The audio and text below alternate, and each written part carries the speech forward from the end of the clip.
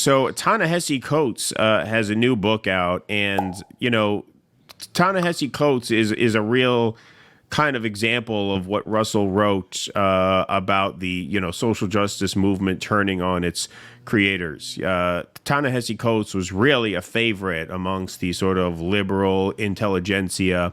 He was always a bit more too progressive for their taste, but they liked that. They liked having him, they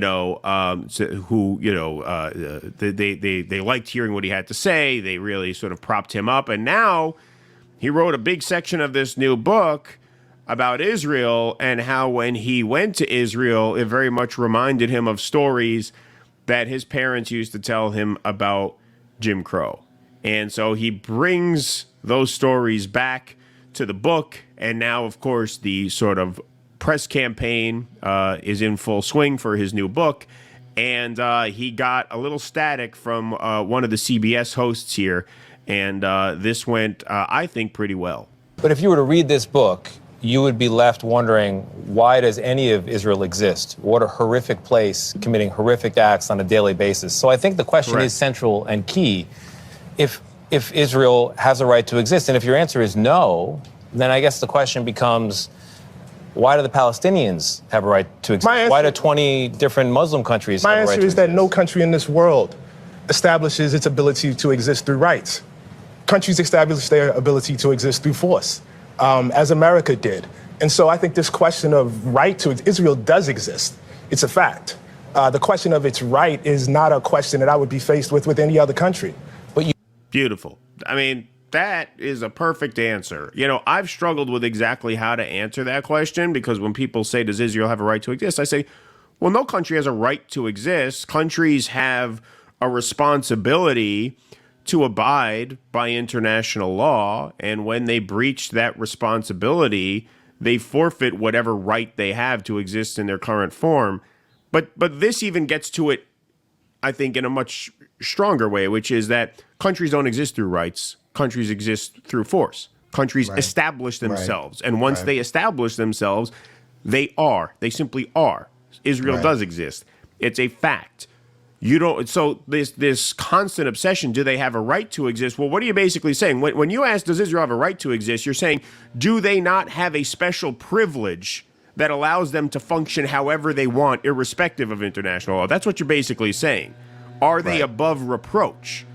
Right? Are they above judgment? No state is above judgment. No entity is above judgment. And so that gets to it in a very existential way that I never really put together. And so that part, and this goes on, we're going to play the whole thing, but that I thought was an especially valuable answer, because I am totally going to use that from now on. I'm taking that from him. I go one step further. My answer is no. No, they don't.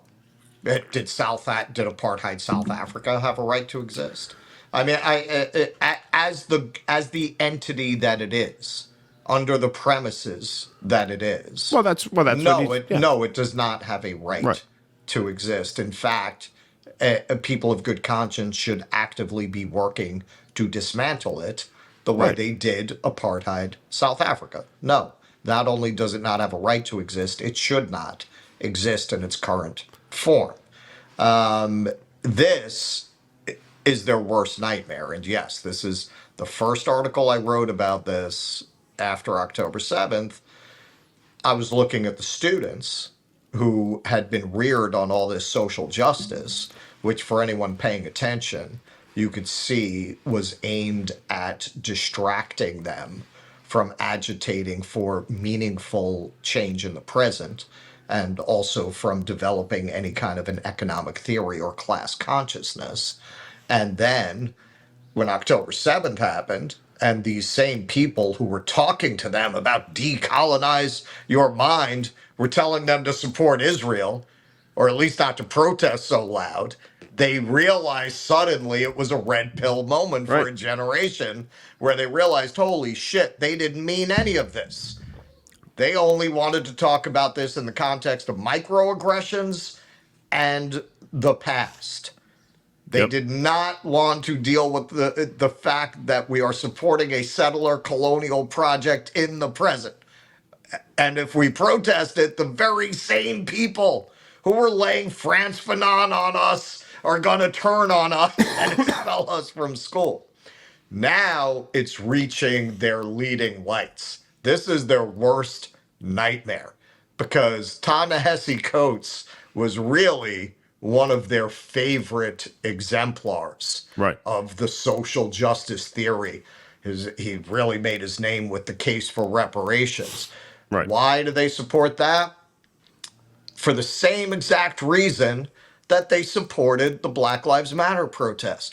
Because in the end, they knew it wasn't going to do anything.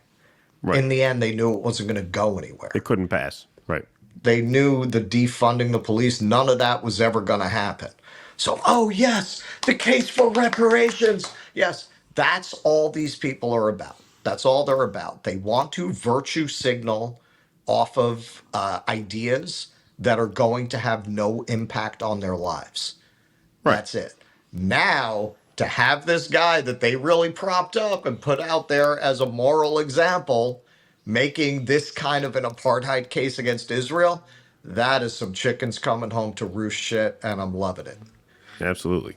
You write a book that delegitimizes the pillars of Israel. It seems like an effort to topple the whole building of it. So I come back to the question, and it's what I struggled with throughout this book. What is it that so particularly offends you about the existence of a Jewish state that is a Jewish safe place and not any of the other states out there? There's nothing that offends me about a Jewish state. I am offended by the idea of states built on ethnocracy, no matter where they are. Muslim included. I would not want a state where any group of people laid down their citizenship rights based on ethnicity. The country of Israel is a state in which half the population exists on one tier of citizenship, and everybody else that's ruled by Israelis exists on another tier, including Palestinian Israeli citizens. The only people that exist on that first tier are Israeli Jews. Why do we support that? Why is that okay? I'm the child of Jim Crow. I'm the child of people that were born into a country where that was exactly the case, of American apartheid. I walk over there and I walk through the occupied territories and I walk down the street in Hebron.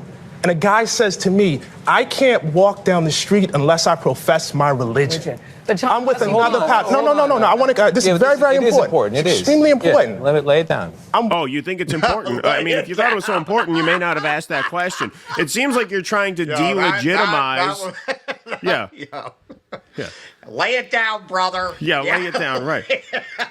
However, he says it seems like you're trying to delegitimize the very pillars of Israel. Well, yes. Yes, if by the pillars of Israel you mean that it is an apartheid ethno state, then yes, Right. Yes, Yeah. that has to be criticized. Who do you think this guy is? Like, and then he says, well, what is the problem with the Jewish state? And his answer is good. He says it's not that it's a Jewish state; it's that it is an ethno state. An ethno state of any kind should not be supported. All right? I mean, that is illegitimate, yes, according to the premises that we try and run societies by here in the quote-unquote advanced world, right? So what are we doing propping up this apartheid ethno-state?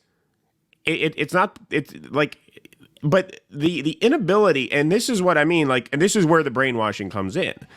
A guy like this asked that question, he only sees it through the lens of, well, you must be the enemy of the Jews. Your problem is with the Jews. Yeah. Whereas he says, no, my problem is not with the Jews. My problem is with apartheid. That's the problem. Right. That's the problem. Well, and that is Hasbara. That is the propaganda project that the Zionists have been embarking on throughout their entire existence, to the point that people don't really remember the history of Zionism as being in opposition to the great majority of Jews. Right. The majority of Jews did not support it. They saw it as a crackpot scheme. They saw it as a crazy idea, and a lot of them saw it as contradictory to the religion, as we'll see in a video later. That's when you see people like Rebbe Weiss, that is what they're articulating, and that's what they're preserving. Judaism is a religion, like any other religion.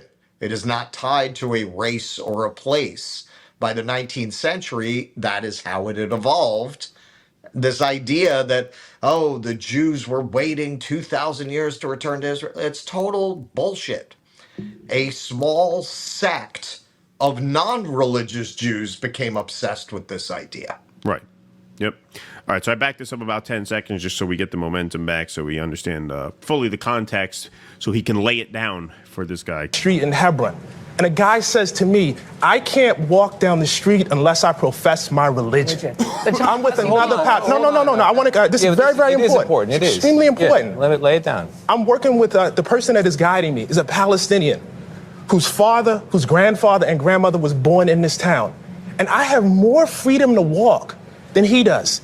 He can't ride on certain roads. He can't get water in the same way that Israeli citizens who live less than a mile away from him can. And why is that okay? Why is that? Why is there no agency in this book for the Palestinians? They exist in your narrative merely as victims of the Israelis, as though they were not. I mean, you can't make stupid like this Oh up. my God. Oh my God. You can't make stupid. Why aren't you giving agency to the blacks in apartheid South Africa? Exactly. You're only blaming the whites for apartheid. Yeah.